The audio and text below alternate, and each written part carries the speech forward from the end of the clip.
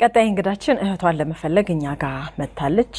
ተምሬ ተስፋዬ ትባላለች። እንኳን ደህና መጣሽ ተምሬ። እንደና ቆየች። እህትሽን ለመፈለግ ነው የመጣሽ? እስኪ ያጫውሽን ታሪኩን። እህቴ መቆያ ተስፋዬ ትባላለች ስሟ። ከሀገር የወጣችው አገራችን ወሎ ነው። ወደዚህ ስትመጣ ነው የጠፋችው ወደ አዲስ አበባ።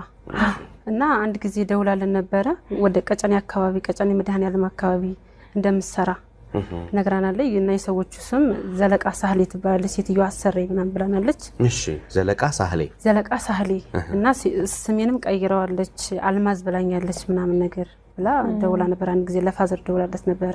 ከዛ በኋላ በቃ ድራሻዋን እናገኛት አልቻልንም። ስልኩም አጥፍተውታል እነሱ።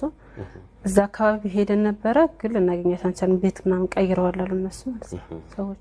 የቤተሰብ የአባቴ እናት ሙሉ ስም የወንድ የእህት የወንድሞች? እሺ እናቴ መዲና ሁሴን ሽፋው። እሺ የፋዘር ተስፋዬ ጉቾ መንገሻ ይባላል።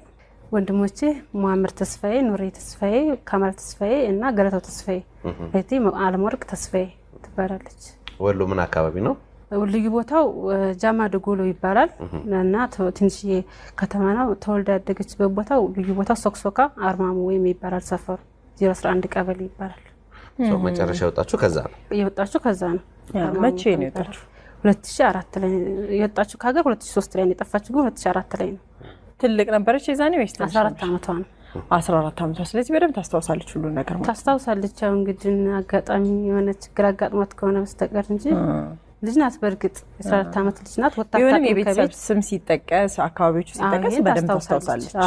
ስለዚህ በፎቶግራፉ ላይ የምትመለከቷት እንግዲህ መቆያ ተስፋዬ ከወሎ አካባቢ እንደወጣች እስካሁን ድረስ አልተመለሰችም። እሷን ለመፈለግ እንግዲህ ቤተሰብን ወክላ እህቷ እኛ ጋር መጣለች።